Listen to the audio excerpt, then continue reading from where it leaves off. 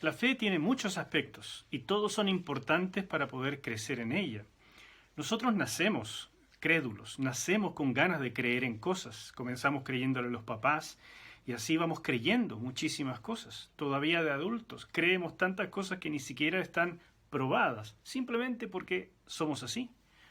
Pero la fe debe orientarse a algo, y la fe bíblica es realmente la fe que Dios espera de nosotros. Escucha esta palabra en Santiago capítulo 2, versículos 14 al 17. Hermanos míos, ¿de qué le sirve a uno alegar que tiene fe si no tiene obras? ¿Acaso podrá salvarlo esa fe? Supongamos que un hermano o una hermana no tiene con qué vestirse y carecen del alimento diario. Y uno de ustedes les dice, que les vaya bien, abríguense y coman hasta saciarse, pero no les da lo necesario para el cuerpo. ¿De qué servirá eso? Así también la fe por sí sola, si no tiene obras, está muerta. Son palabras firmes, son palabras fuertes, porque lo que trata de decirnos Santiago es que la fe tiene que tener una manifestación. La fe que no produce, que no tiene fruto, en el fondo no es fe, está muerta. Y esa manifestación práctica se puede medir. ¿Cuáles son esas manifestaciones? Déjame mencionarte 3 para que puedas atesorarlo esto en tu corazón. En primer lugar, dice la Escritura que la fe obra por el amor. Así dice el apóstol Pablo en Gálatas capítulo 5, versículo 6.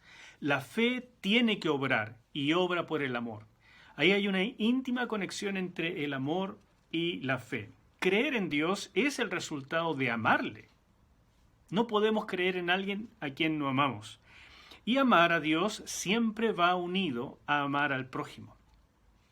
Si decimos, por tanto, creer en Dios, nuestra fe se va a manifestar en obras de amor hacia Dios, en primer lugar, pero también hacia los demás. En segundo lugar, la fe cree lo que Dios dice. Dios se revela, Dios habla, y la fe toma lo que Dios dice, lo asimila y lo cree, y por tanto se manifiesta poniendo en práctica la obediencia a la palabra de Dios. De tal manera que la desobediencia no es solo rebeldía, sino falta de fe en última instancia. Yo no voy a obedecer a alguien a quien no le crea. Y por tanto, cuando desobedeces a Dios, lo que estás diciendo implícitamente es, yo no le creo. Y 3, la Biblia dice que el amor echa fuera el temor. Eso es una expresión maravillosa. ¿Por qué? Porque el amor es lo que nos lleva a la fe. Y cuando creemos en Dios, entonces estamos convencidos, tenemos convicción de su sabiduría, de su soberanía y de su bondad. Un Dios soberano es un Dios que todo lo puede. ¿Por qué voy a temer si el Dios que me ama y a quien yo amo, todo lo puede? Si mi Dios es totalmente sabio, ¿por qué voy a temer si todo lo que Él hace es por mi bien?